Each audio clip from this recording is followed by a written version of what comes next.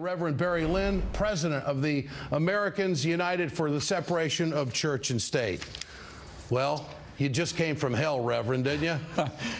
All I can say is if I'm going to hell, I would hope that it's at least better than what I just came from. I almost felt like I had to take a shower. You're on to a lot of things. This is a marriage of convenience between the religious right and many elements of the Tea Party movement. And if people watching this show didn't like the old days of the religious right, and Jerry Falwell, Pat Robertson, and they don't like the Tea Party movement, they're really going to hate what comes when those two groups breed, because they are people who are talking about values so different from those of normal people that it's hard to believe it. When I walked in this afternoon, here's what they were worried about. They're worried about government over-regulating, I'm not making this up, over-regulating toilets, light bulbs. They're worried that the defense authorization bill coming up this Tuesday, if passed, would allow for transgendered sex change operations at federal expense. These are the things they're worried about at a time when Americans, 1 in 7 of us, are now below the poverty line,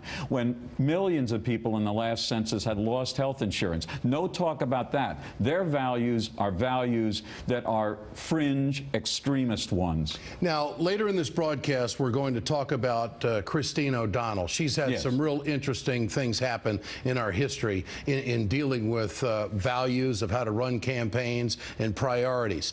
But this was basically, as I see it, Tony Perkins' group, the Family Research Council, this was almost the embracing of the wacky today, was it not? It was the embracing of everybody. You would have think when Christine O'Donnell walked out that the Virgin Mary had appeared here in Washington at the Omni Shoreham Hotel. The response was absolutely incredible, beyond that of anybody else who appeared. And she's one of the people, by the way, that was moaning about the toilets and the light bulb regulation. Is it the thirst for victory and the thirst for power, or is it she's just their candidate? No, I'll tell you what, both the Tea Party folks that were there and as well as the religious right, they smell blood in the water. It's the blood of the existing government leadership in this country. And when they both smell it, it's tinged with a little tea this year. They figure they can overlook any of the legitimate differences that the Tea Partiers may have with the religious right, and they'll just do anything to win. And when I say the differences, there are some real libertarians in the Tea Party movement. They do not want so-called big government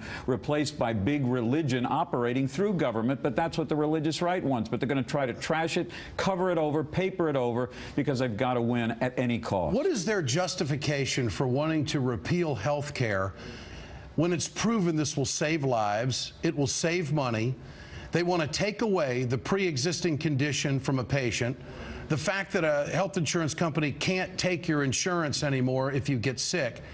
This is what they're against. They want to get rid of the health care reform. But you know, isn't that a moral bill? Of course it's a moral issue. These are ethical questions. They just are on the wrong side of the ethical divide here. When they talk about health care and repealing it, that's of course the first thing that they want to do. They believe that people who are sick can and should depend on the so-called free market, which of course is only free as long as they're not involved in the market. Then they'd like a subsidy themselves. The inconsistency of this group is absolutely astonishing. They do a discredit to the United States and to the American Revolution when the rhetoric comes out that they are for freedom and liberty, and the freedom and liberty is about light bulbs and whether you can sell sugared soda pop at the public schools, another issue they complained about today. They are disparaging the very core of what made the American Revolution, what our Constitution's about.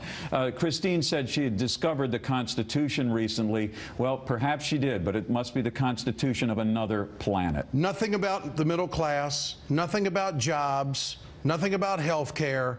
It's all the moral issues. The moral issues are what they want to talk about. They said, by the way, if the government wasn't so anti-family, I don't know, of course, most normal people don't believe that the government is anti-family, but they say if the government wasn't so anti-family, people wouldn't be poor, people wouldn't be in need of health care, so they want the market to literally solve everything. The market, which they seem to think is in the Bible, although I haven't found it there myself. Now, you've been to these gatherings before to monitor these groups. Okay, did you sense that the speakers today, and we listed them out, were more radical than in the past? Are they trying to appease the wacky right? This is about the most extreme rhetoric that I have seen, and I have been going to these for 20 years. They had everybody there, every would-be presidential aspirant there, all trying to out religious religiosity at least, out-religiosity everybody else, as well as throw religious justifications in for doing nothing for people in need except blaming them for the problems that they have. One more question quickly. Nothing about the poverty numbers or anything like that. They didn't mention that stuff. No, there was some allusion to poverty, but remember, poverty too is because the government is anti-family. Yeah, okay. Yes. Reverend Barry Lynn, great to have you with us tonight. Thank you. Thanks so much.